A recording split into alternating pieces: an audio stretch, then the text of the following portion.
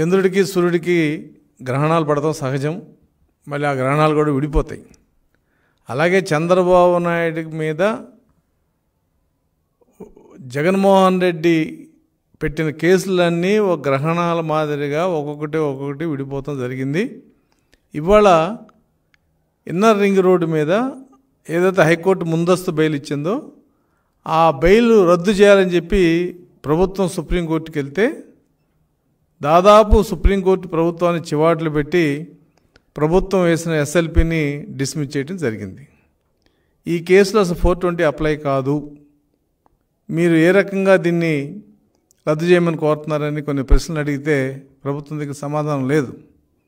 అందుకని సుప్రీంకోర్టు ఇవాళ ఆ ముందస్తు బెయిల్ రద్దు కోసం వేసిన పిటిషన్ని, ప్రభుత్వం ఏదైతే పిటిషన్ వేసిందో దాన్ని రద్దు చేసింది, అంటే రిజెక్ట్ చేసింది. ఇప్పటికైనా జగన్ ప్రభుత్వానికి బుద్ధి వస్తుందా? ప్రత్యేకించి జగన్కి బుద్ధి రాదు. ఎందుకంటే అతను ఒక సైకో. ప్రతి చిన్న విషయంలో సుప్రీంకోర్టుకి వెళ్ళే జగన్మోహన్ రెడ్డి తన కేసుల్లో ఎందుకు దాదాపు ఇవాళ 3000 వాయిదాలు తీసుకున్నాడు అన్ని కేసులు కలిపితే. అతి భయంకరమైన కేసు కోడికత్తి కేసు.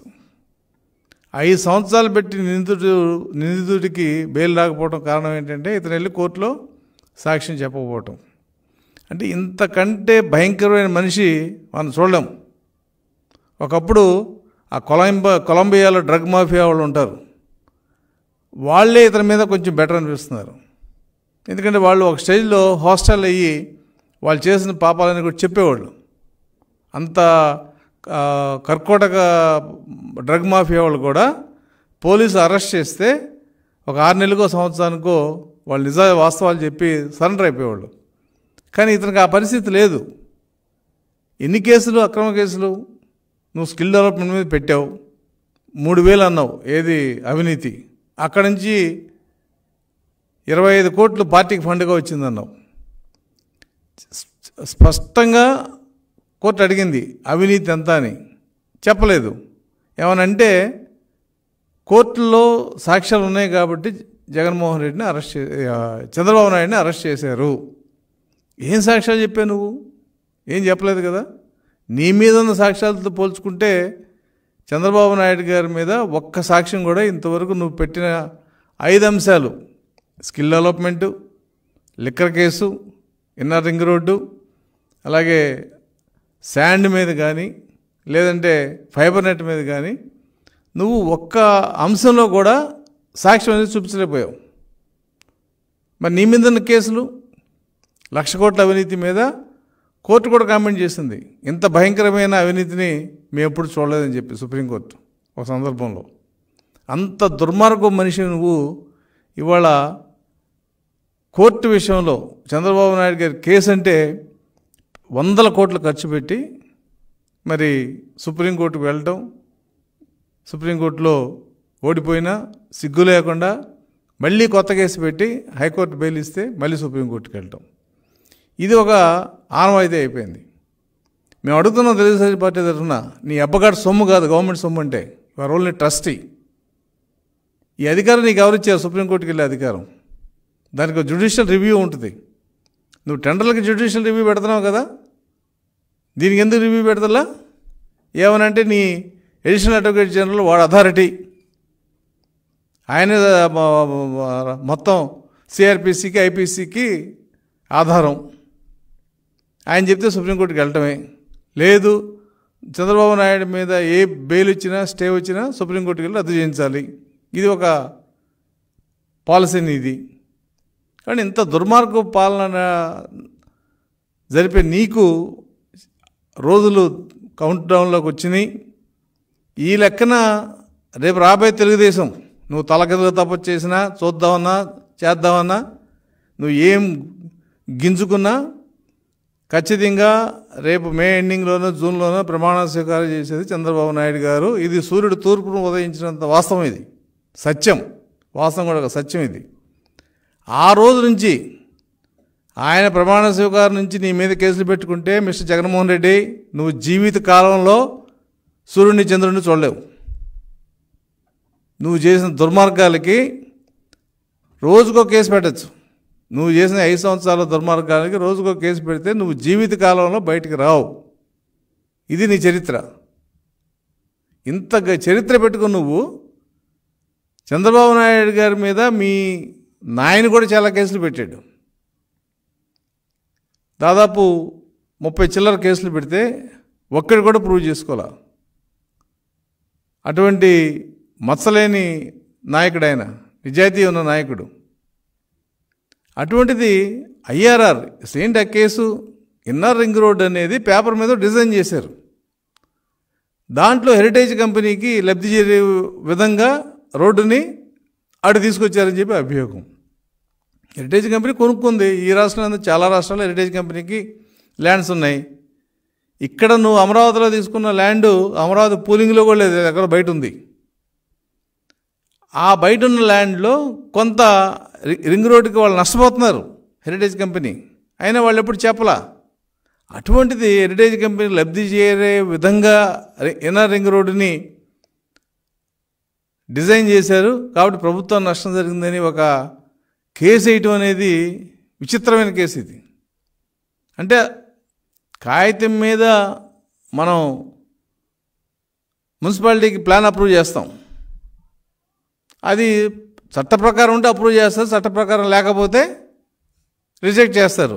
అంతేగాని నువ్వు డీవియేషన్స్ వదిలిపెట్టలేదు, నువ్వు మాకు అప్లై చేసిన ప్లాను చట్ట ప్రకారం అని చెప్పి మున్సిపాలిటీ వాళ్ళు ఎలా కేసు ఫైల్ చేస్తే ఎలా ఉంటుందో ఇది కూడా అలాగే ఉంది. ఇంతకంటే దుర్మార్గమైన కేసు దొరకదు ఇక ఐపీసీలో కానీ సిఆర్పిసిలో కానీ. అసలు లేని ల్యాండ్ కానీ ఇన్నర్ రింగ్ రోడ్డు, ల్యాండ్ కోల్పోయిన హెరిటేజ్ సంస్థ. మరి ఈ ఈ ఐఆర్ఆర్తో పోల్చుకుంటే మీ తండ్రి చేసిన హైదరాబాద్ ఓఆర్ఆర్లో జరిగిన అవకతవకలు, డీవియేషన్స్ అసలు అటు కౌంట్ లేదు. ఎవడ కావాలంటే వాడికి డీవియేషన్ వంకర టింకర్లు ఇచ్చారు ఆ రోజున. కాబట్టి కేసులు పెడతాం అనేది నీకు అధికారం ఉండొచ్చు, లేదు కోర్టులు కూడా ప్రభుత్వం వేసిన కేసుల్లో పూర్తి సాక్ష్యాధారాలు విచారించకుండా అరెస్ట్ చేయొచ్చు. అంత మాత్రాన నువ్వు కేసు ఫైల్ చేసిన ప్రతి వ్యక్తి అవినీతిపరుడని ఇవాళ కోడే కూస్తుంది లోకం అంతా. జగన్మోహన్ రెడ్డి అవినీతిపరుడు అనే దానికి ఈడీ కేసులు, సిబిఐ కేసులు, అలాగే ప్రస్తుతం నడుస్తున్న ల్యాండ్ మాఫియా, శాండ్ మాఫియా, అలాగే మైన్స్, లిక్కరు, ప్రజలు అల్లాడుతున్నారు దీంట్లో. కాబట్టి ఇన్ని పెట్టుకుని నువ్వు చంద్రబాబు నాయుడు గారు మీద పెట్టిన కేసుల్లో హైకోర్టు ముందస్తు బెయిల్ ఇస్తే దాన్ని రద్దు చేయడం కోసం కక్షపూరితంగా సుప్రీంకోర్టుకు వెళ్ళిన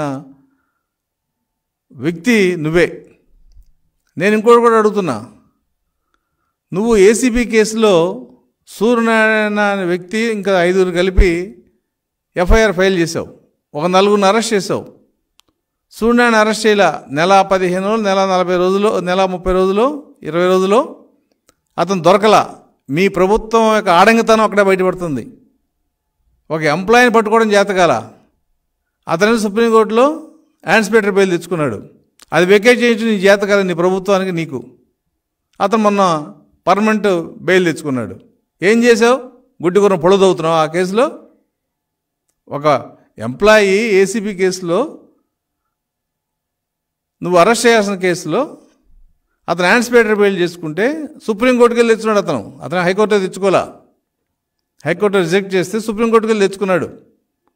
మరి నువ్వేం చేసావంటే ఆ కేసులో అదే చంద్రబాబు నాయుడు హైకోర్టులో ముందస్తు బెయిల్ ఇస్తే నువ్వు ఆగమేఘాల మీద నీ పొన్నోలు సుధాకర్ రెడ్డిని పెట్టుకుని, స్పెషల్ లాయర్లను పెట్టుకుని, కోట్లు ఖర్చు పెట్టి ఆయన మీద ఎస్ఎల్పి ఫైల్ చేసి రద్దు చేయాలని కోరుకుంటున్నావు. కాబట్టి జగన్మోహన్ రెడ్డిని వాడు గుర్తుపెట్టుకో, ఈ రకంగా కేసులు రేపు తెలుగుదేశం పార్టీ అధికారంలోకి వచ్చిందా పెట్టడం మొదలుపెడితే నువ్వు నీ క్యాబినెట్ సూర్యుడిని చంద్రుడిని చూడరు, జీవితకాలం చూడరు. ఇది ఒకటను 2024 నుంచి 29 కాదు, నీ జీవిత కాలంలో సూర్యుడిని చంద్రుడిని చూడవు. ఇది గుర్తుపెట్టుకోవాలి. మేము సిద్ధమే, దేనికైనా సిద్ధమే, అవసరమైతే ప్రాణాలు పోగొట్టుకోవడం కూడా సిద్ధమే. నువ్వు సిద్ధంగా ఉన్నావా జైలుకి వెళ్ళటానికి? దీనికి నువ్వు సమాధానం చెప్పాలి. నువ్వు జూన్ 2024 తర్వాత జైలుకి వెళ్ళటానికి సిద్ధంగా ఉన్నావా? ఇది తెలుగుదేశం పార్టీ తరఫున మేము అడుగుతున్న ప్రశ్న. నువ్వు ఓడిపోవడం అనేది సత్యం, దాంట్లో అసలు ఆలోచన లేదు. నీకు వస్తే 10 వస్తాయి, 20 వస్తాయో 25 వస్తాయో సీట్లు, అది వేరే విషయం. కానీ నువ్వు జైలుకి వెళ్ళడానికి సిద్ధంగా ఉన్నావా? నువ్వు చంద్రబాబు నాయుడు గారి మీద పెట్టిన కేసులు లాంటివి ఖచ్చితంగా తెలుగుదేశం ప్రభుత్వం పెడుతుంది. ఎందుకంటే నువ్వు చేసిన అరాచకం, తెలుగుదేశం కార్యకర్తల మీద పెట్టిన కేసులు, ఒక చిన్న పోస్టింగ్ పెడితే వాళ్ళని శ్రీకాకుళం నుంచి కర్నూలు దాకా తీసుకెళ్ళిన పరిస్థితి, తల్లకిందులుగా వేలాడదీసిన కొట్టిన పరిస్థితి, ఇవన్నీ తెలుగుదేశం పార్టీ మర్చిపోదు. మిస్టర్ జగన్మోహన్ రెడ్డి, గుర్తుపెట్టుకో. జూన్ 2019 నుంచి నువ్వు చేసిన అరాచకాలు అనేది మా దగ్గర చిట్టా ఉంది. ఖచ్చితంగా రిటర్న్ గిఫ్ట్ ఉంటుంది. ఇవాళతో చంద్రబాబు నాయుడు కేసుల మీద నువ్వు పీకేది ఏమీ లేదని అర్థమైంది మాకు. నువ్వు అన్నావు నా వెంట్రుకు కూడా పీకలేదని. చంద్రబాబు నాయుడు గారు వెంట్రుకు కూడా నువ్వు పీకలేని పరిస్థితికి వచ్చావు. ఏ కేసులో నువ్వు ఇక ముట్టుకోలేవు. 17A అనేది డివిజన్ బెంచ్ వచ్చి తీర్పిస్తే తప్ప దాని మీద నువ్వు రైటా మేము రైటా అనేది తేలదు. దానికి నీ జీవితకాలం చాలదు. జీవితకాలం అంటే నీ టర్మ్, ఎందుకంటే నీ దగ్గర పడిపోయావు, ఇంకా 60-70 రోజుల్లోకి వస్తావు. కాబట్టి ఇటువంటి దుర్మార్గ ఆలోచన చేసి నీకు ఖచ్చితంగా ఇదే రీతిలో మేము వచ్చిన తర్వాత నీకు ఆ సమాధానం ఉంటుంది.